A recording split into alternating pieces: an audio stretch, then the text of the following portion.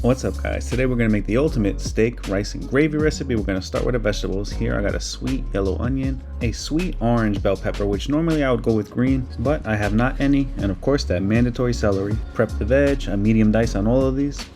Look at that camera work. With our veg all prepped, we'll put this to the side and start working on our meat. And here I have some thinly sliced steak. Now the cut of beef really isn't that important. In fact, the cheaper would probably be the better option because this is gonna cook so long inside that gravy, it's gonna get super moist and super tender. So cheap is probably preferred for this recipe. And we're gonna pat it dry on both sides with some paper towels. And we're gonna cut all of this meat into some nice size pieces. Then we're gonna put that to the side. With all of our meat cut and laid out, it's time to get the seasoning.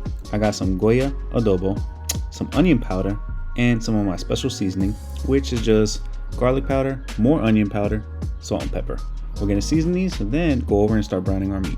We got our heavy Dutch oven, a little bit of olive oil, and once that's nice and hot, we'll start adding our meat and browning. We're gonna work in small batches so we don't overcrowd the pan, and once that meat is in, we're gonna season the other side and cook it until it's nice and brown. Once your meat is nice and brown, flip it on the other side, cook the other side about a minute, and then you're gonna repeat those same steps with the rest of your meat. Once our meat is all nice and brown and we got this delicious, nutritious looking fond on the bottom, that's exactly what you want. Pat of butter. What we're gonna do next is add our onions and vegetables. Add a touch more seasoning, and what we're gonna do is we're gonna cook these vegetables down, sweat them, scrape up the fond on the bottom. I mean, look at the pan, nice and clean. All that flavor is inside of our onions. Let's go. Once your vegetables look like a beautiful autumn day, you know you're ready to go on to the next step. So then we're gonna add half a cup of all-purpose flour right to our mixture. We're gonna cook this down. We're gonna get that raw edge, as they say, off. After a minute or two, we're gonna add 4 cups of beef broth, and then make sure you give this a nice mix. There's gonna be some stuff stuck on the bottom. Maybe that flour is a little bit stuck together with the vegetables. Make sure you give this a nice good mix. Once that's well mixed, we're gonna add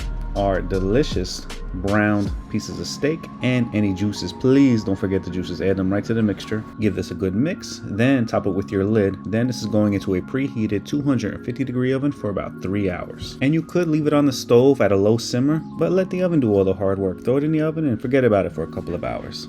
Now, after a couple of hours at 250, we're gonna raise the temp to 325 for the last hour of cooking. Now, once it's done cooking, let this sit on the stove covered for about 30 minutes. Now today I'm being a little bit more of a traditionalist, and I'm gonna serve this over some plain white rice, but you could do this over anything really. Pasta, mashed potatoes I like to do especially sometimes, but today I'm just gonna go simple with the white rice. And there you go, the ultimate beef gravy and rice recipe. I promise this is a staple in my house now. I make this at least once a week. It is so filling, so delicious. The gravy is nice and rich. The meat is super tender.